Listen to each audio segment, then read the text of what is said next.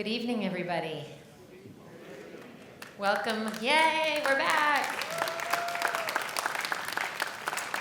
Welcome to the first dance talk of the 2022-2023 season. If I don't know you yet, my name is Jen Summers, and I'm the director of the Houston Ballet Academy. And to my left is an illustrious panel of Houston Ballet Academy alum. So please give them a round of applause.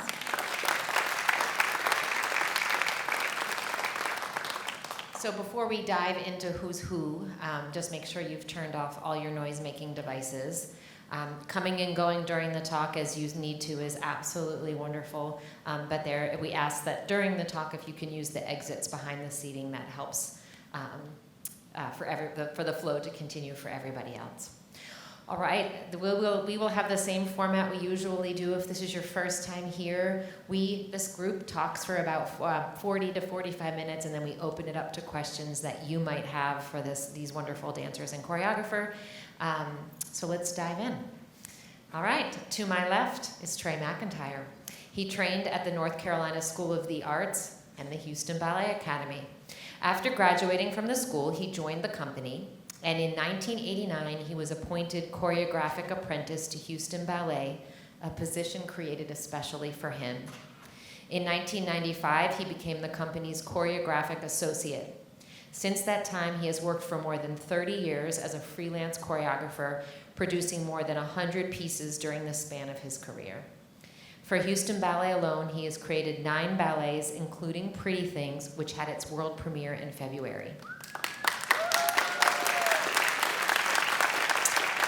I had one more sentence, but I'll just say it now. He created Peter Pan for the company in 2002, so welcome home, Trey. If you have not yet had a chance to see the wonderful historic wall that was installed last year, about a year ago, and it illustrates the company's history from 1955 to 2020, and is really focused on the work that's been created here. And so, not surprisingly, Trey has a very big presence on that wall. Okay, to Trey's left is Kellen Hornbuckle, who trained at the Houston Ballet Academy for several summers before joining Houston Ballet 2 in 2016. She graduated from the academy in 2018 and joined the company as an apprentice. She was promoted to corps de ballet the following year and to Demi soloist in 2022, and she will be performing the role of Wendy in Peter Pan.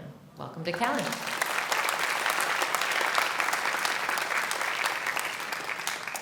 To her left is Jack Wolff, who trained at the Jacqueline Kennedy Onassis School at American Ballet Theater and Houston Ballet Academy Summer Intensive Program before joining the company as an apprentice in 2018. He was promoted to corps de ballet in 2019 and choreographed his first ballet for the company, Peel, I'm saying that right? Yeah. That had its world premiere at Miller Outdoor Theater in May. He will be performing the role of Peter Pan in this production.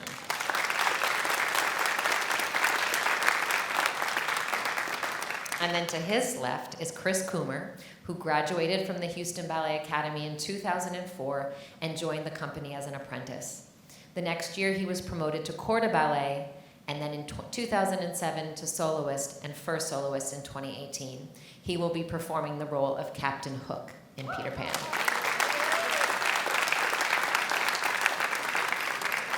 I am saying those are the title roles that they're playing, but they all are dancing other things as well, correct? Yes, not. They're learning a lot of things. I've definitely seen them all in other roles up there in rehearsal.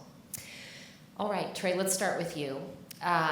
What about J.M. Barrie's book inspired you to create this ballet? Peter Pan was originally commissioned from a different company. It was Oregon Ballet Theater who came to me with the story. And it seemed like a match for me. I can see why someone would come to me with that story. They quickly figured out that they didn't have the funding to go through with that production. But at that point, I'd already been working with a team of designers and an arranger working on the music, and so we liked each other and we liked working on it. So we just kept going and kept developing the work just on our own. So as part of that process, I came in and talked to Ben Stevenson and asked him for advice. I asked if he'd just sit with me and listen to me make my pitch and give any feedback. And his only feedback was, would you like to do it at Houston Ballet? So that was a nice benefit of it. But I am very drawn to the story because it speaks to some really important themes that have to do with living life and also about creativity and the path of an artist. And I think it's a story that speaks to young children because it's so full of magic and wonder and creativity, and it moves along at a fast clip. And I think it speaks to adults because it really, it's about the transition from becoming a child to becoming an adult and what kind of choices we make in that and what we have to give up in order to take on responsibility and to have accountability. And that can be a painstaking process, and I think all of us still have that seed of this feeling of unlimited possibility. We all have that somewhere, whether it's dormant or whether or not we live that. And so I think anytime you go to the ballet, it gives you access to that part of yourself. But I think this story in particular gives you a pretty direct route to that feeling. Well, and I'm going to go a little bit out of order with my questions because you're making me talking about that. I mean, really, you're talking about Wendy, right? And that even though the ballet's called Peter Pan, it's really she's the one that sort of has that narrative arc. Can you talk a little bit about that? Yeah, I think in terms of traditional storytelling, it really is Wendy's story because she's the only one who grows. She's the only one who goes anywhere, and so. You see her character from the very beginning observing her parents and trying their behaviors on for size, mimicking their way of moving. And so then when she goes on this adventure, and of course she's a child, she's experiencing it from a child's perspective and the wonder and the adventure of going along on this, but throughout, she goes and she meets the Lost Boys, and her immediate is to become the mother that they never had. So she gets to, like kids do, play act and experiment with becoming that. The Lost Boys who are stuck forever in that place of being a child and never go beyond that, they of course want her to stay forever. And the main struggle of this story is, I'm so connected to this place and I am a child, but I do want to grow up.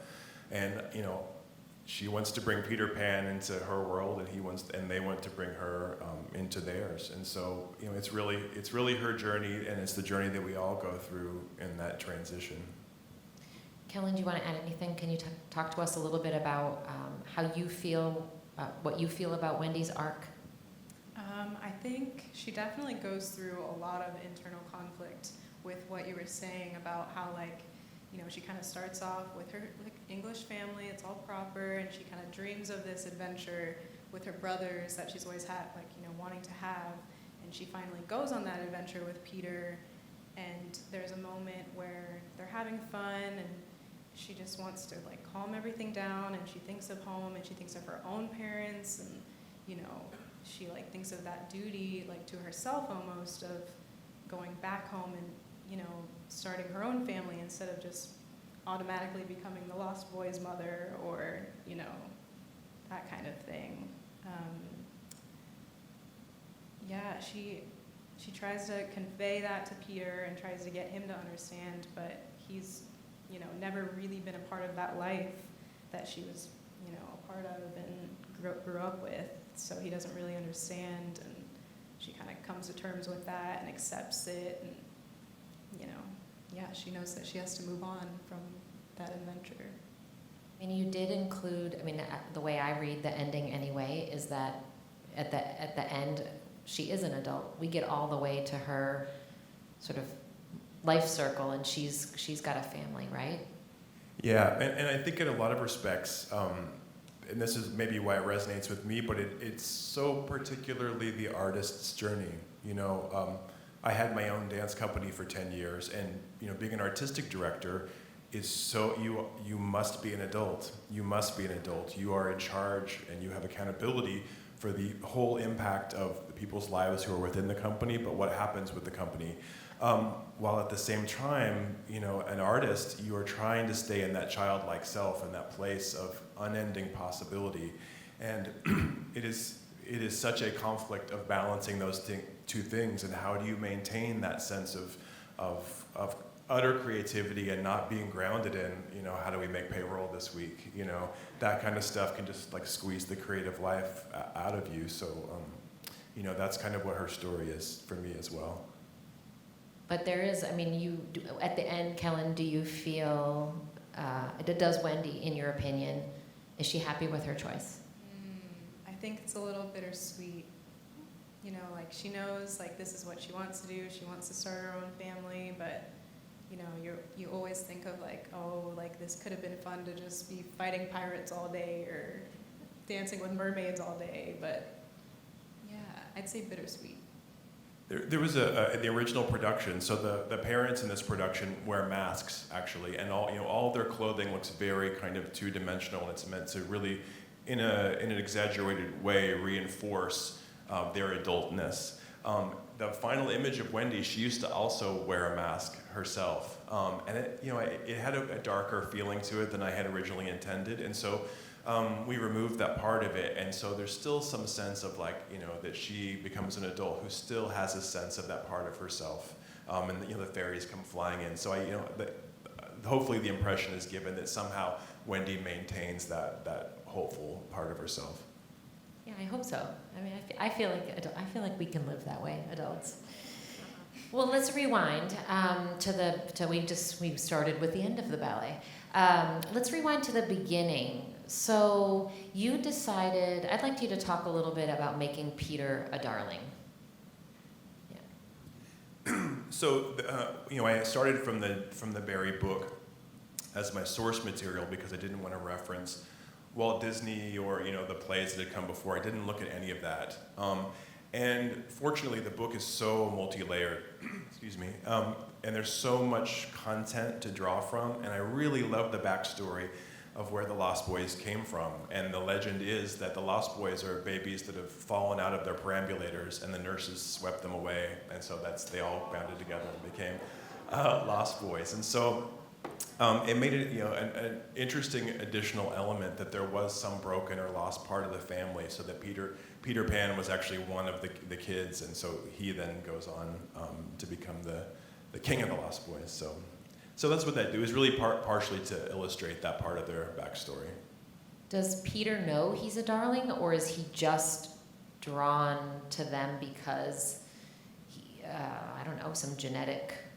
Yeah, he doesn't. Nobody has any idea. This is our pre-memory moment, because I think most of us don't have. I have some baby memories, but I think we usually don't remember being babies. But I do think that's the reason he comes to visit them. That there's just some sense that this place is familiar, and he wants to go check it out.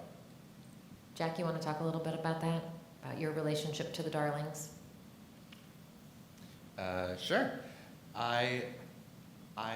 For Peter, the way I've been looking at it is that he's so open-minded to being with the darling children, and he, as Trey said, he has that connection of familiarity. But still in the back of his mind, he knows that he doesn't belong in their world.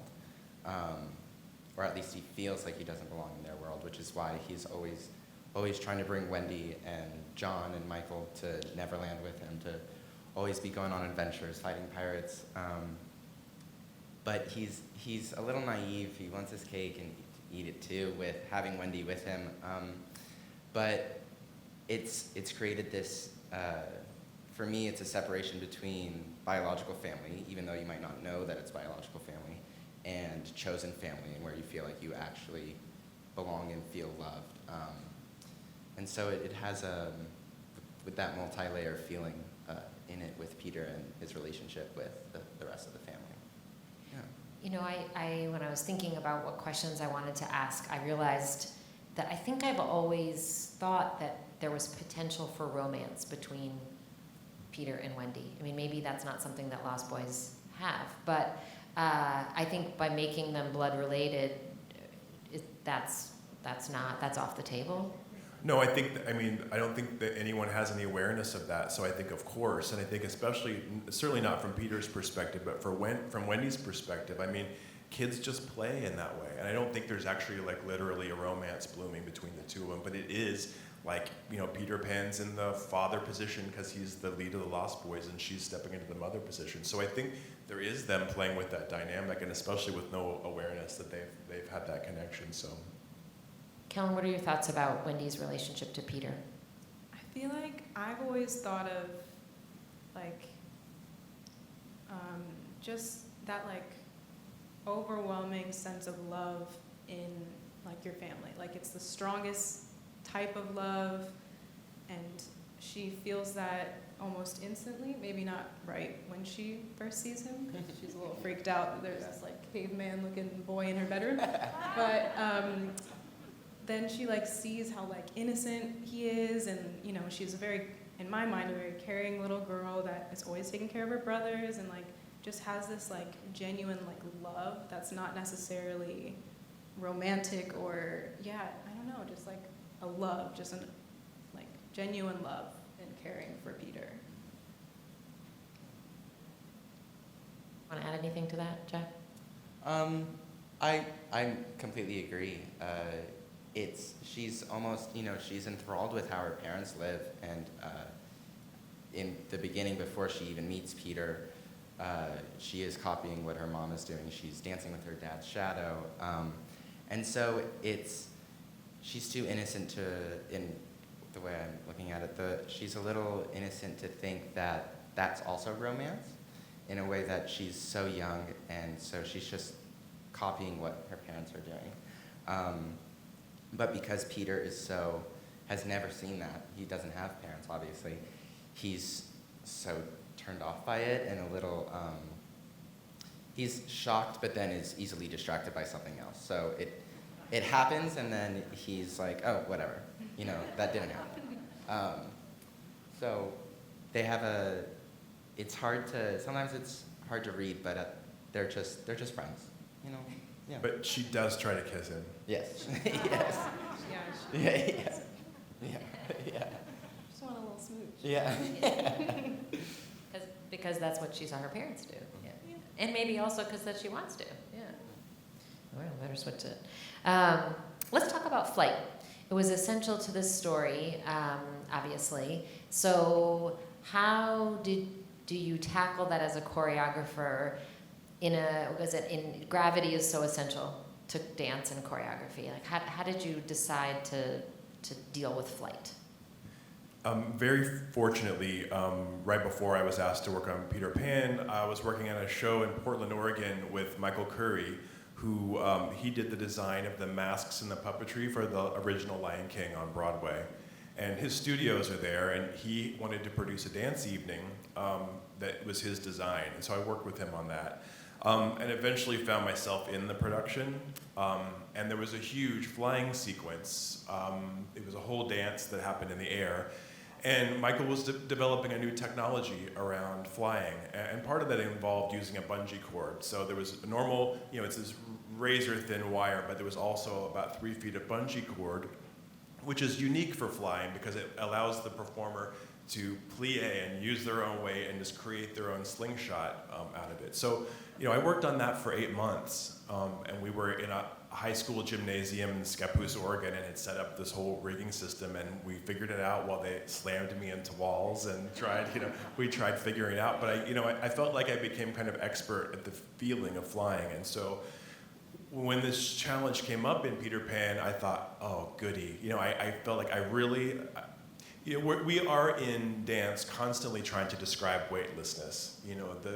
There's a term called ballon, which is this idea of when you jump, suspending in the air, and it's a technique that we use to imply weightlessness. And so I really wanted the flying to have that feeling of just an extension of the dancing, and not just hoisting someone up and down for a certain visual effect, but could it be integrated into choreography? So.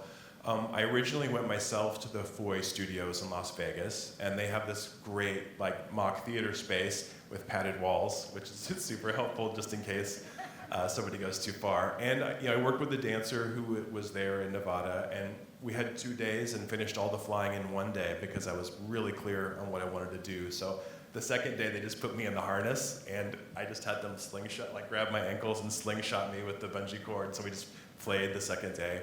And then for the original production, we set up that whole rig in a warehouse here in Houston. And we actually, I think, spent a whole week training stage crew, because per dancer there's two people. There's one person doing up and down, and there's one person doing side to side. And seeing the dancers not from the ideal angle. They're seeing them, from the side, so it's really hard to gauge. And so, the transition to the theater. I think for you guys, you probably are so terrified right now. But don't be, because the first day of going up, everything, it's just life out of balance, and you don't understand how to control it, and you'll think, this is my advice to you now, you'll think you're never going to get it, but then about a day, 2 days into it, suddenly this thing shifts, and you realize how you can sit into the mechanism, and then it's just the most incredible feeling you'll ever have. Like it's as cool as it looks, it feels 10 times better. You believe that? Yeah. How are you rehearsing those scenes now? And when is the transition to the equipment for you? Do you both know that? We have our first, at least the Peters have their first, are you in there too? Okay, cool. We have our first flying rehearsal on Thursday. Yes, in here, actually. Yeah, I think so. Or it's otherwhere though. Is it on stage? Okay, it says, okay. But choreography has been really interesting to, because I can't do a double backflip by myself.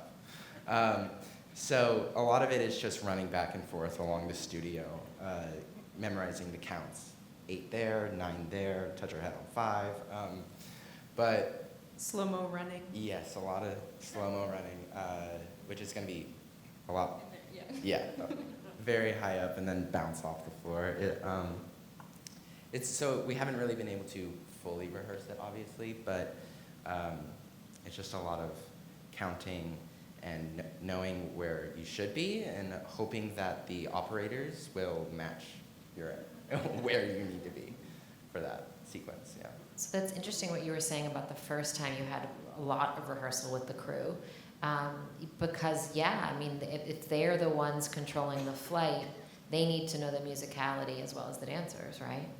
Yes. And that's the goal of Thursday, is to get that. Okay. Yes, it's a slow, painstaking process at first, and then suddenly it all just opens up like a flower. Are you nervous at all, the two of you? I'm excited. Yeah, I'm I think really it'll excited. be fun. Yeah, I'm really excited. Yeah. Unless something goes wrong. It's not But going to. until It's then, not going to. I'm so excited. Excellent. Well, I would just always wonder, it's interesting what you're saying about trying to, because the operators could just yank them up, but you want them, it does seem like they're taking off in a way so now we can all look for that, right? So somebody referenced the shadow puppets. Can you talk a little bit about who they are? Yeah, there's, I think there is also that part of a child envisioning an adult world that's scary. And I think, for example, the first time we see there's the babies are pushed forward in perambulators, and there's giant, oversized nurses. Everything looks gigantic to them. And so the shadows are literally their psychological. It's Wendy's psychological shadow. It's a dream that she's in, where she's really seeing the darker parts and what she's afraid of, and kind of doing battle with that. And so there's a shadow play that happens that's literally behind a screen where shadows are projected, but then there's dancers also there who are dressed in black unitards, and it's really choreographed and staged in such a way that you're not sure who's a real shadow and who's a real person. So that's in her head, but we're seeing it. Yes. Yeah, it's a dream. Got it. So when they all do head to Neverland, we meet characters along the way. I think it's really fun to think about Neverland is your Nutcracker suite, the land of the sweets, right? There's all these divertissements that can happen as they go along the way. Who do we meet, and why did you select them? Yeah, so there's a brand new section, a brand new choreography, costumes, music, everything that opens Act 2. Originally, it opened with the Redskin characters, which were taken directly from the book. I made the choice when I first choreographed it. to not have them be Native Americans. And I was uncomfortable with that reference in the first place when I first made it. And so I changed them to literally be red people who came up out of the earth, and the landscape of Neverland was their camouflage. As we move forward and as the world changes, even the term redskin is pretty loaded as a term, even though it references something different. So it opened up an opportunity to do something new. And when given that chance, I'll always say yes to it. And so, I scoured back through the book and picked out the beasts. There's beasts on the island.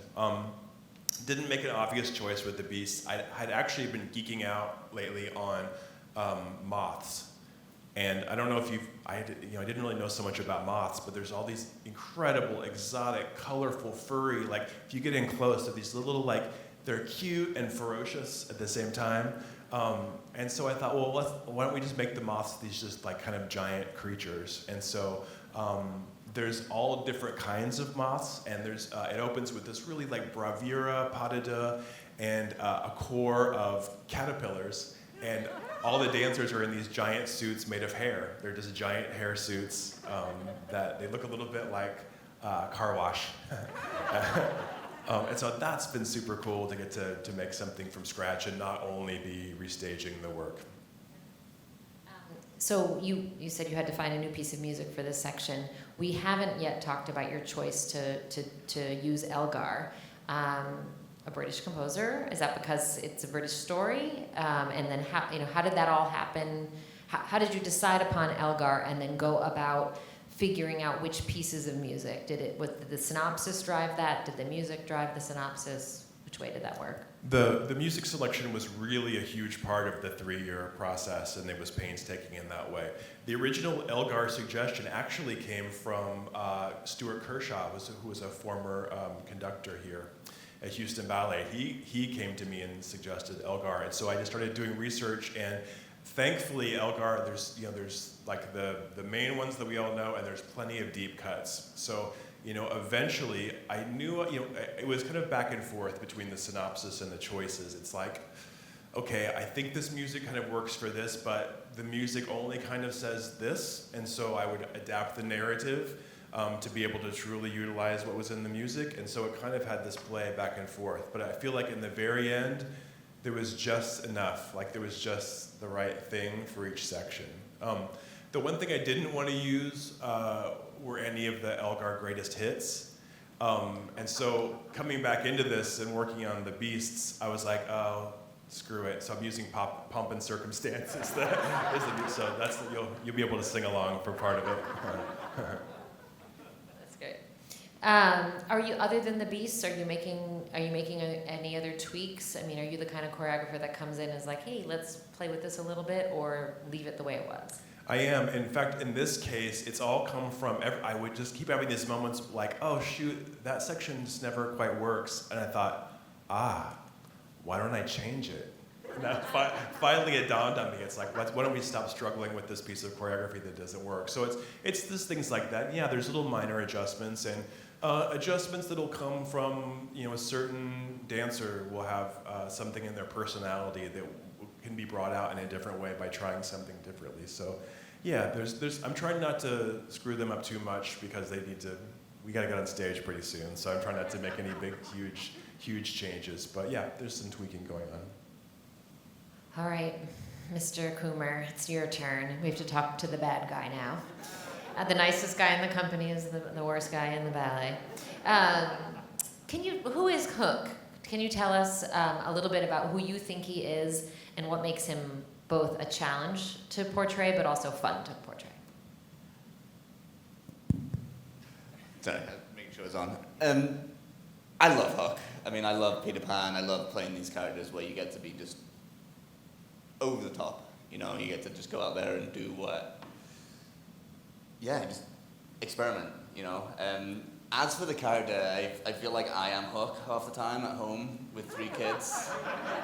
And it's like, I just feel like he's someone who forgot how to have fun, Maybe he was one of the Lost Boys one time. He just forgot how to have fun, and that's how we grew up. And, You know, I think just seeing Peter and Wendy and all the Lost Boys and everybody else is out there doing whatever they want, like you said, with no responsibilities, no kind of things they have to get up for in the morning, bills they have to pay, and they just get to have fun. And, you know, it's like, as a parent myself sometimes, you know, my 2 boys are having the time of their life, running around screaming, and you're just like, I need to get work done. Just go in a different room. I love you, but you need to leave for a second. And it's that same kind of, you know, it's like, I feel like it's just, you know, constantly poking and prodding each other, you know, it just, you know, you just like, stop. Sit still for a second. I feel like that's kind of how I see it, is like the relationship between us. It's like, you know, right before the big fight at the end, you know, I'm kind of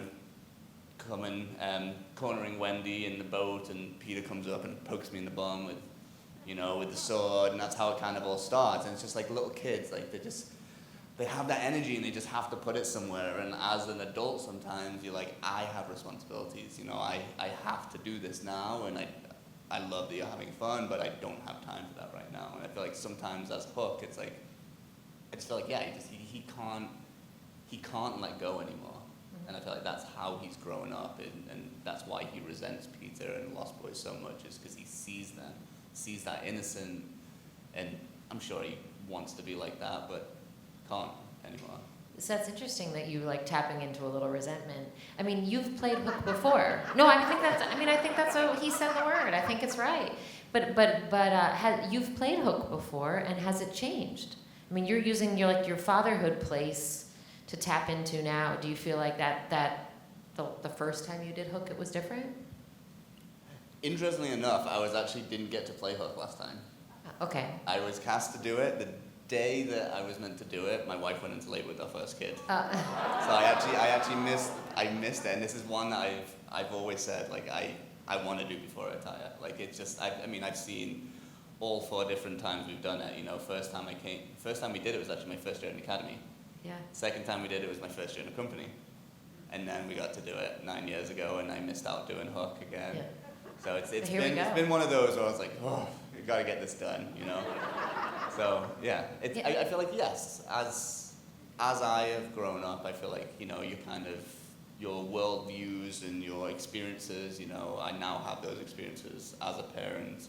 So I get to see my kids in a lot of the choreography that they do, and like a lot of stuff they do. So I feel like that's why this time it's coming more from that side of it, rather than just like, I've been given direction and I'm gonna, you know, you get to think about it more, and you get to kind of add those little twists and how you see the character, how you play the character, how you see the other characters, how we relate to each other. So I think it's always, like Trey was saying, it's always evolving. It's always kind of little tweaks, little changes, depending on what's happened since last time, I guess.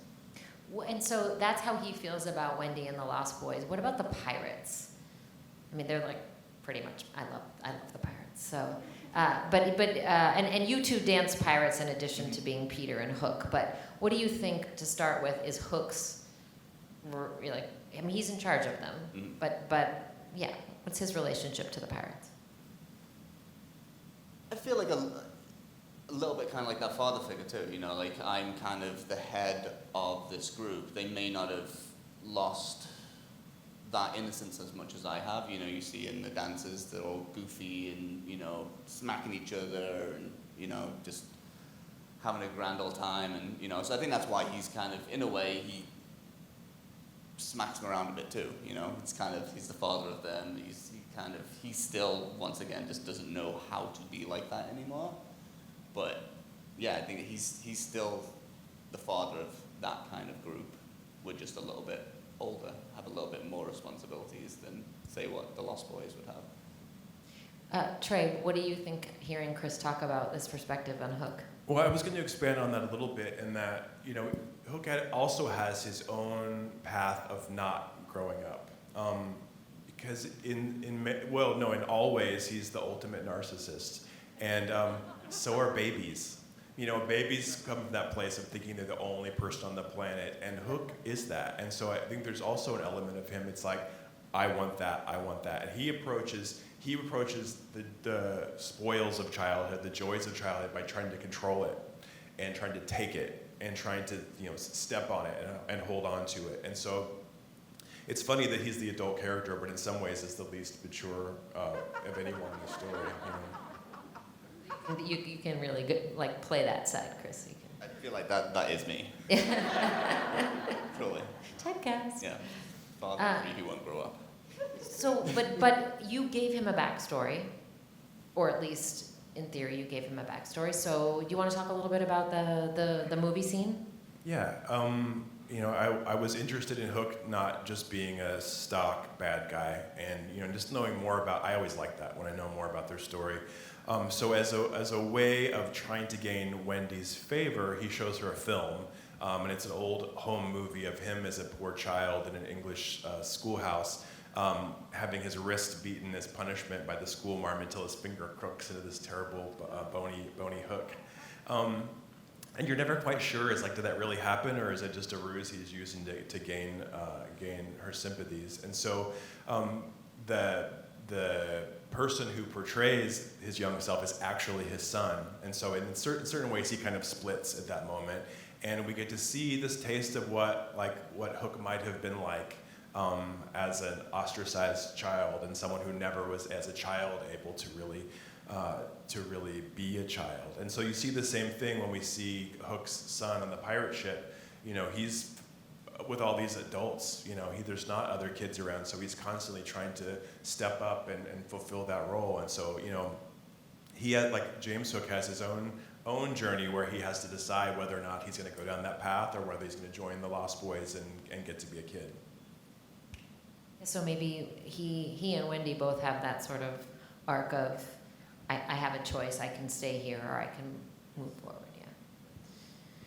All right, before we open it up to everybody else, I wonder, you know, story ballets, the tradition that we so often get exposed to here at Houston Ballet is the tradition that's descended from Petipa, where we're really used to seeing traditional pantomime, and you don't really use that at all.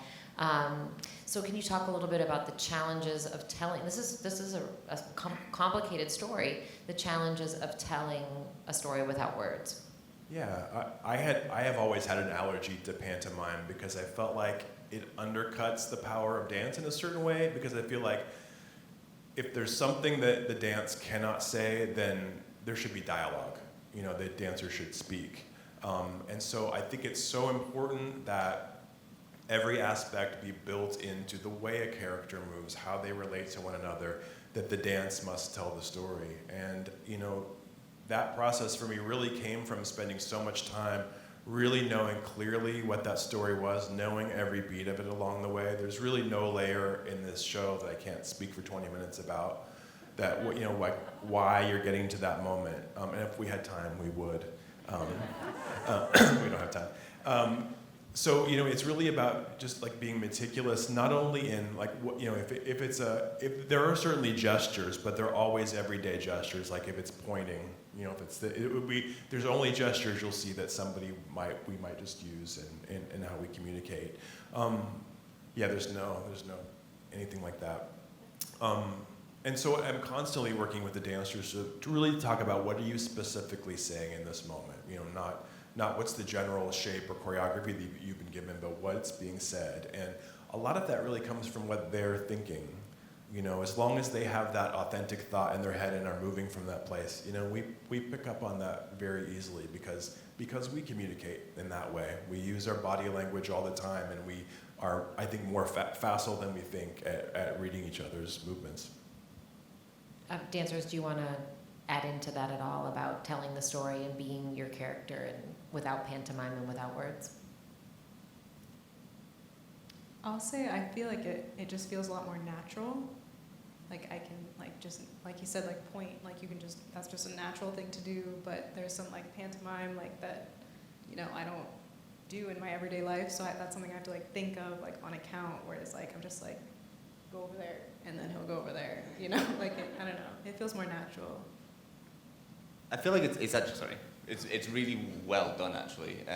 One thing I've always struggled, I've never struggled picking up choreography. I'll say that. But pantomime, I struggle so much. And even the way you do it, you don't mime how you would say something. You won't say "I love you." It's like you love." Yeah. So then, like, memorizing this kind of jargon that's like doesn't really even read, and trying to get that over to you guys, and when it's not even in the right order, it's like, can we just have subtitles and get on with this?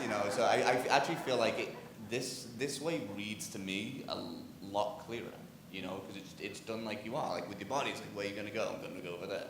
Like, I don't need to say all this other stuff with my hands to know that we're all going in that direction. So I feel like physically, and it reads a lot easier for me, just for that, in that respect. Sure, I completely agree.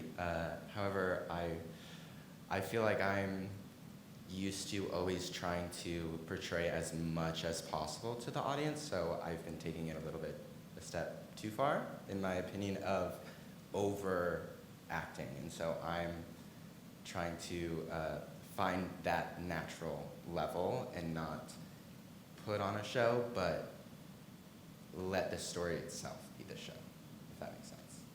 That makes a lot of sense. It's like you don't put Peter out here, you want him Right. in from inside. Yeah. Yes. So, is there another story, a McIntyre story ballet on the horizon? Guarantee it. I don't want to say what it is yet, though, but I am working. I'm in that 3-year process for the next one right now. So. You heard it here first.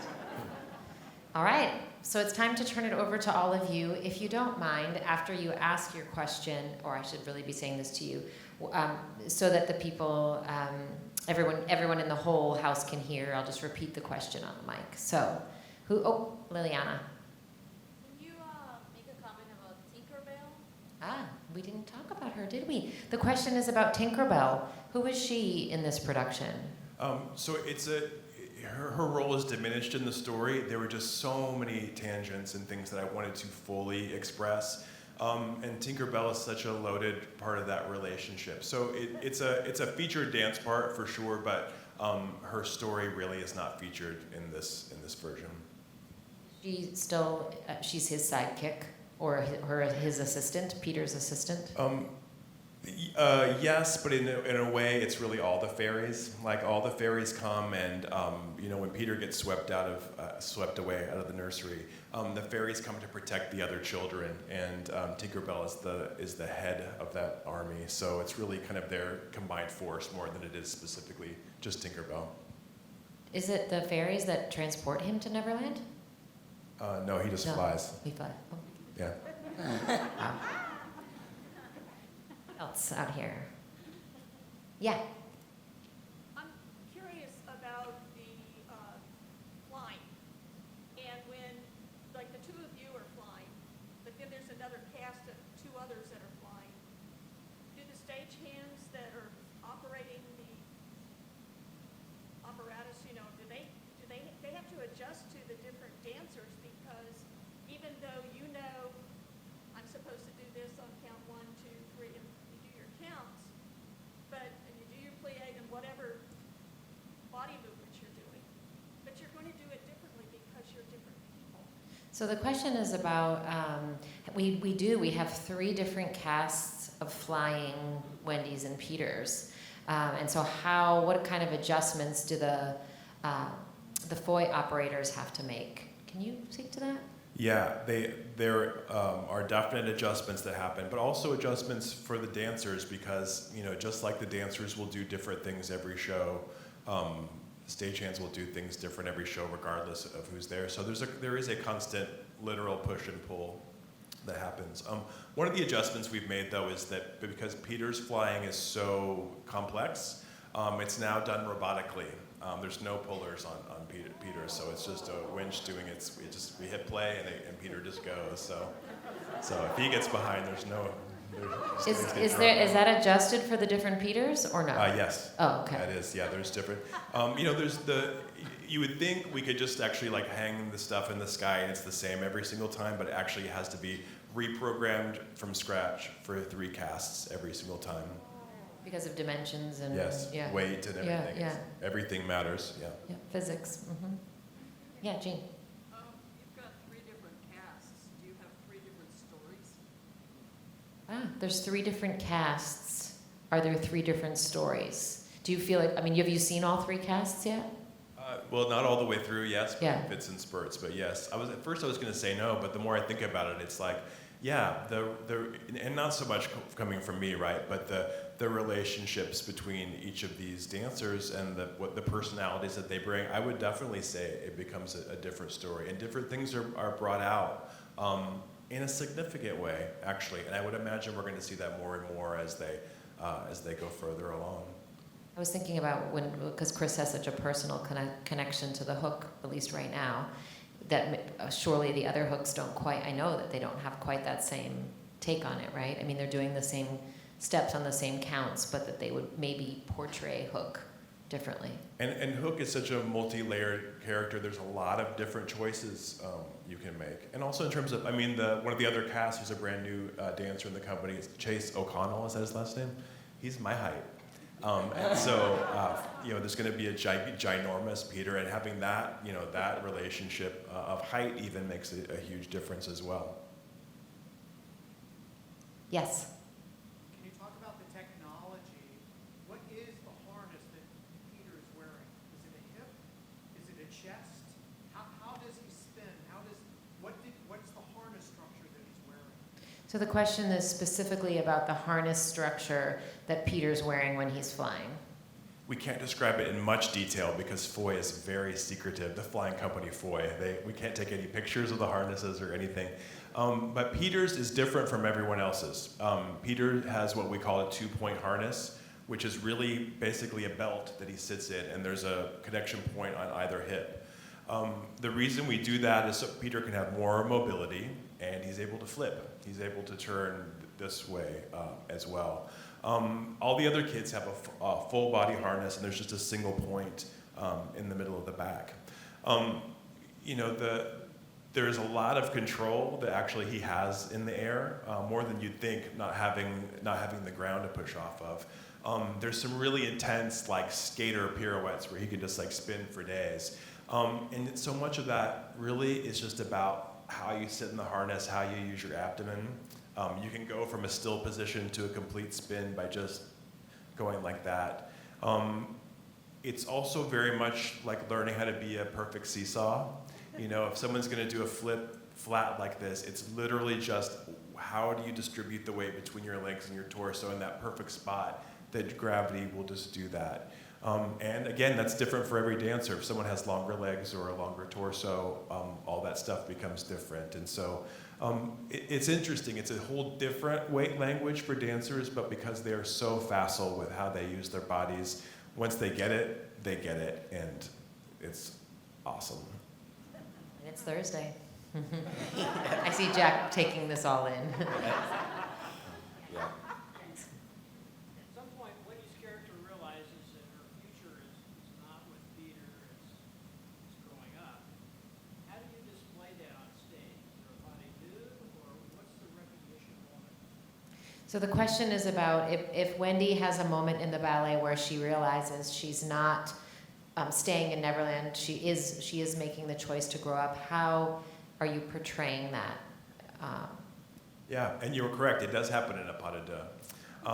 After the Lost Boys have done a battle with the pirates, they all go to sleep in the hideout. But Wendy can't sleep because she's thinking about being home. And so Peter notices that she's awake, and so they dance together, and there really is that push and pull of him wanting to stay and she wanting to leave. And then eventually all the Lost Boys wake up, and they want to go with Wendy. They want to follow her, and they want to have a mother, and they want to have a family, and Peter wants to stay. And so it's because of that separation, it kind of sets in motion the final battle of the ballet. Who else out there? Oh, I see a hand. Go ahead. Okay, so I actually have 2 questions. I have a grown-up question. I have a Lost Boys question. So the grown-up question, is there anything you'd like to comment on about the costumes? I know, as usual, you have them displayed as a backdrop.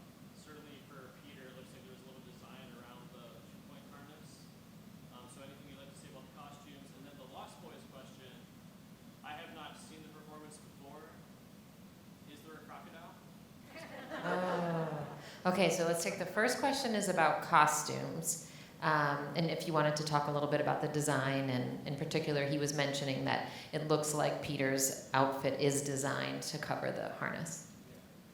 So the costume designer, her name is Jeanne Button, and I found her, I was just reading a book about profiling different designers in America, and I saw a theatrical Peter Pan she had done. It was fairly traditional, but there was a little edge in there that I thought, okay, maybe we can go somewhere further with that. So, she and I worked really closely. I mean, just like for those 3 years, really picking apart who these characters were, how their look might maybe reference certain things that people might expect, but could really push and pull at that.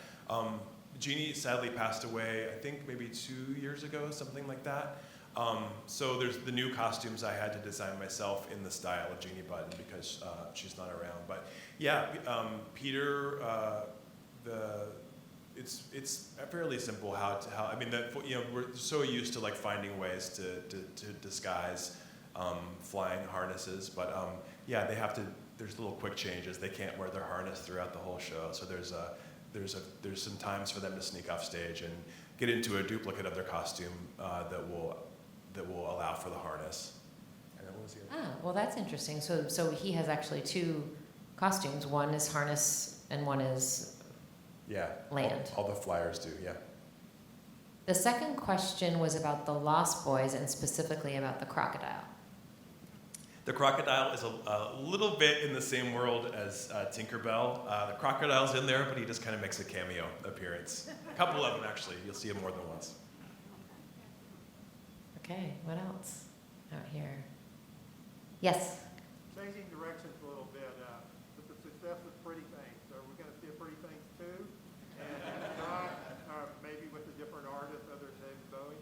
So the question's moving away from Peter Pan and back to Pretty Things. Is there going to be a Pretty Things 2 or a piece with another musical artist? Yeah, I'm always game for that. I mean, I tend to focus on pop artists when I'm making one-act ballets. Recently made one with Amy Winehouse. I have a Queen ballet. Beck, Etta James, kind of runs the gamut. So I'm kind of running out though. So if you have any ideas, who do you want to see next? Billie Eilish. Okay. All right. I was thinking Lizzo. She's from Houston. I didn't know You would that. have to do that here. Okay. Done. Yes? What's the best way to prepare a young audience for the play? I'm sorry, say that one more time.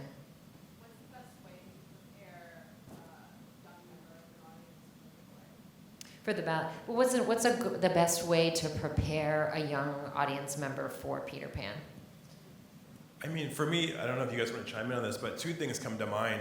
One is just reading the story and getting familiar with the story so that kids can make references right away to what they're seeing on stage. But even more so, like diving into their creativity and like, I don't know, having a Peter Pan party and letting kids play dress up and start to inhabit those roles.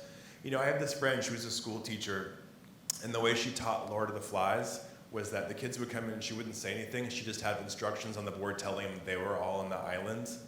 And she said, and she'd give them little goals, like today you have to find food or whatever. And she said, all those kids would eventually become the characters from Lord of the Flies. They would just find it naturally. And so I think that's a really nice way for kids to enter into it. If they've pretended to be Wendy, if they pretended to be Captain Hook, they'll figure out some of these things on their own that I think will help enrich the bigger picture experience.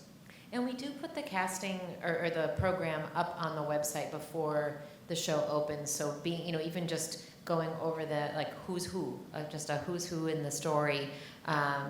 There's all beautiful pictures on our website too, where you can sort of give them a visual connection to who the characters are before they come into the theater. Anything else? Well, if that, I'll also say going once, going twice. One more, I knew it, yes. There was, the question is coming back to Captain Hook. Mm. In some versions, and I have to admit, I can't remember how you cast it the last time I saw it, and I haven't read the book, but in some cases, like the 2003 movie, Captain Hook is kind of a shadow of Wendy's father. And so the same actor with Jason Isaacs, for instance, with both characters in that movie. And I'm curious if that's So the question is about Captain Hook. Is he a shadow of another character such as Wendy's father, or is he his own thing? Yeah, he's his own thing. There's in the Shadow Ballet in the beginning, there's images of Captain Hook and there's images of the parents that kind of appear in that, but not necessarily as connected so much, but it's just different things that she's thinking through. All right. So I want to just lift up one thing that what I heard from all of this is that we do have 3 casts, and there's 3 different interpretations of Trey's version of Peter Pan, and I know I intend to try to see as many different versions as I can, because I think that's one of the things that makes ballet so amazing. Is it's live, it's in the moment. What happens between this particular Peter and his Wendy will be different night to night. So we encourage you to come to multiple performances. And so can we give a warm thank you to our wonderful panel.